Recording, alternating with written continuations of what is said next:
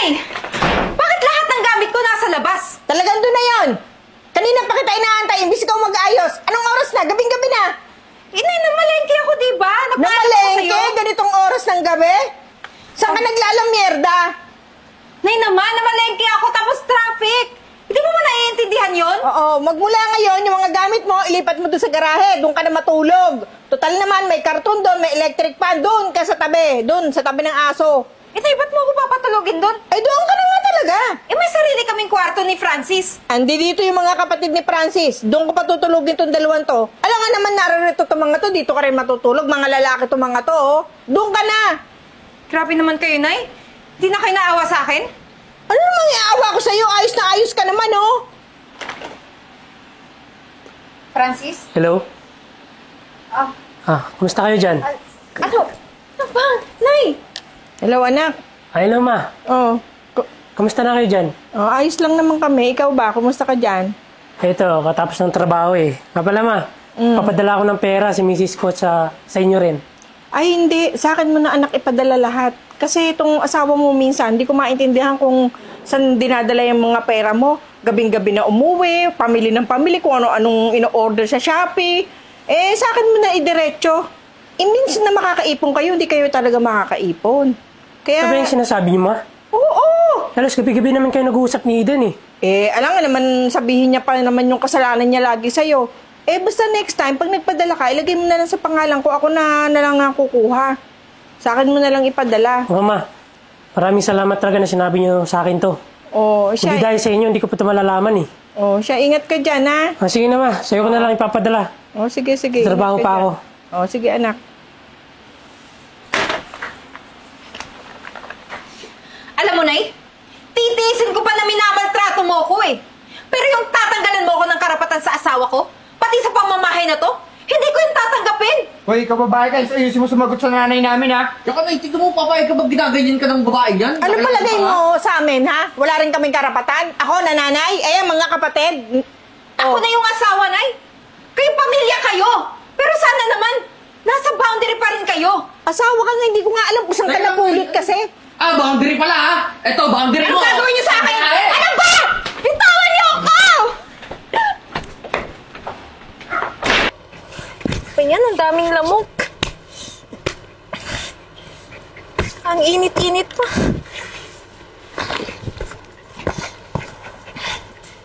Diyan ka nga muna.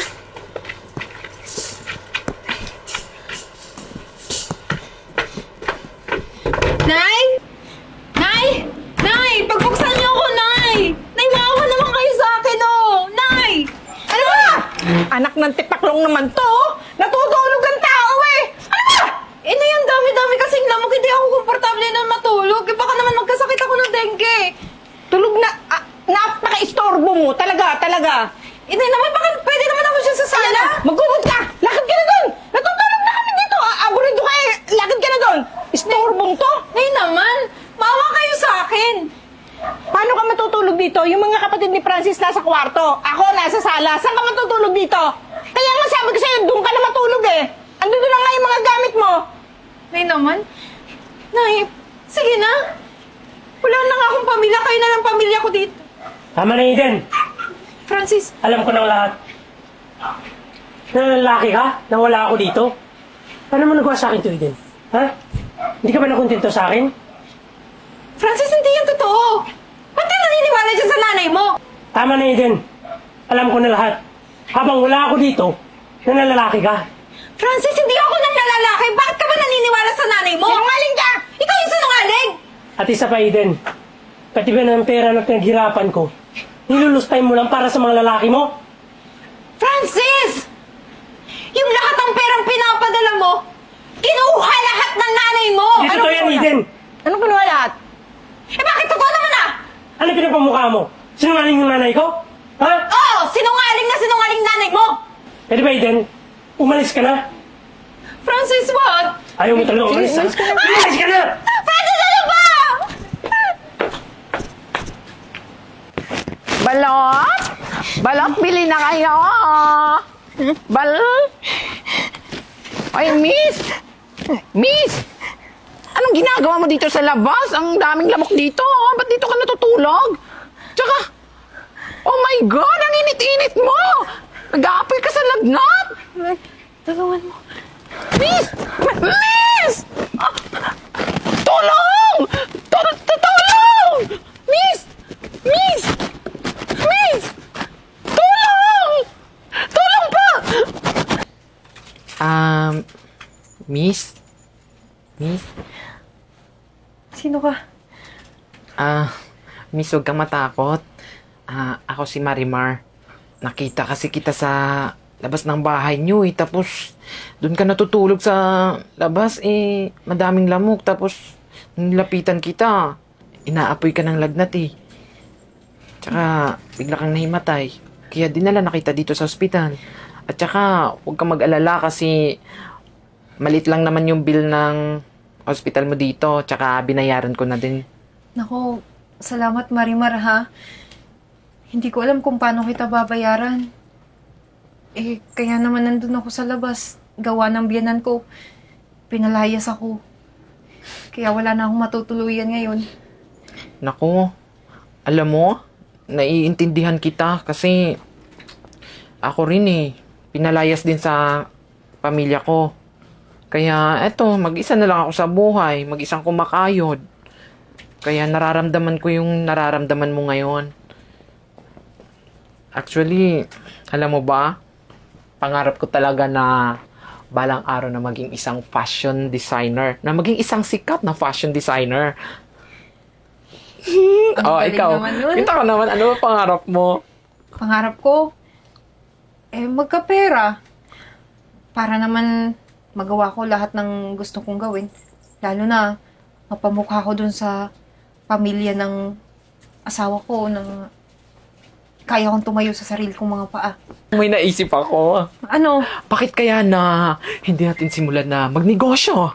Wala naman tayong puhunan eh. Huwag mo na problemahin yun kasi yung panggastos ko sana sa mga lalaki, igastos na lang natin sa panimula nating business.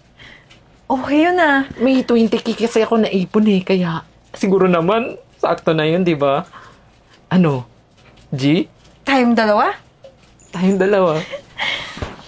Naku, maraming salamat sa tiwala mo ah. Napakasaya ko kasi andyan ka at naniniwala pa sa akin. Ay, ano ka ba? Wala yun. Alam mo naman, naiintindihan ko yung nararamdaman mo eh. O siya, sige, labas na muna ako ha. Asikasuhin ko lang yung papel na para maka-exit na tayo dito sa ospital. Sige, hintayin kita. Magaling ka ha. Grabe, ang ganda. Alam mo, napakaganda talaga ng mga designs nyo. Thank you po ah. Kaya nakapag-decide na kami mag-asawa na sa inyo na kami kukuha ng mga supply ng mga gowns. Ay, thank you so much po. Alam nyo ba na marami kaming itatayo? Hindi lang dito sa Manila. Meron din kami sa Cebu tsaka sa Davao. So, kayo yung kukunin namin supplier para sa mga gowns na kukuha. Ay, naku ma, maraming salamat po. Hindi po kayo nagkamali ng pinili. Galing ka sagot ng designer mo eh. Kaya nga po eh. Sige ma'am, pakipirmahan na lang po yung contract. Yes! Tapos, ibibigay ko po sa inyo yung original copy. At, ayan. Sige po. Thank you so much. So, I'm looking forward para pag nagbukas pa kami ng another branches, mas marami pa tayong collaborations na magaganap po. Ay naku ma'am, maraming salamat. Pero ma'am, bago kayo umalis, baka naman pwede ko kayong kuning ninang at ninong sa magiging anak namin ni Lando. Mas ka pala? Opo! Effort ka. Pero, sige, okay. Basta, pag nanganak ka, kailangan nandun kami para masigurado namin talagang may lalabas dyan. Ay, oo naman. Tsaka, nararamdaman ko lalaki ito eh. Sige na, sige mauna po. na kami. Mukha nga lalaki lang, oh.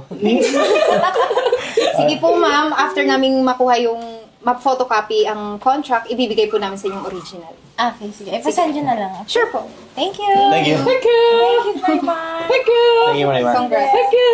Thank you po. Congrats po. Thank you. Thank you. Thank you. Ay, mo doon, Ceci. Siyempre, ikaw napakagaling mo mag-design eh. Oh my God! Sumisipa yung anak ko! Hoy, ilusyonada ka? Tsaka minsan naman magbra-bra ka, tignan mo naman yung dibdib mo. Pasok! customer yan. Ah.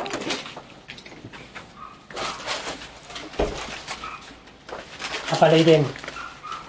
Punta ako dito para manligaw. Ang kapal naman ng mukha mo.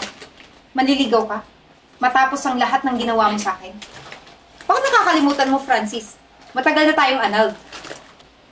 Ako ba din? Matagal na yun. Tsaka alam mo, pinatawad na kita. Ako pa?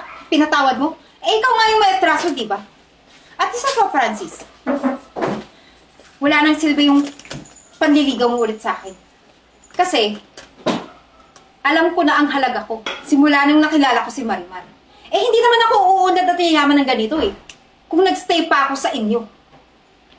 Eh, pati ako, hihingi sana sa'yo ng dispensa kung ano man yung mga nangyari sa atin. Nay, matagal ko na kayong pinatawad. Pero hindi na ako babalik sa inyo. Eh, kaso, may ilalapit sana ako sa'yo eh. Kailangan ko kasi magpa-opera, wala kaming malapitan, wala na kasing trabaho to eh. Aba! Ang kakapal naman ng mukha nyo, manghingi ng pera.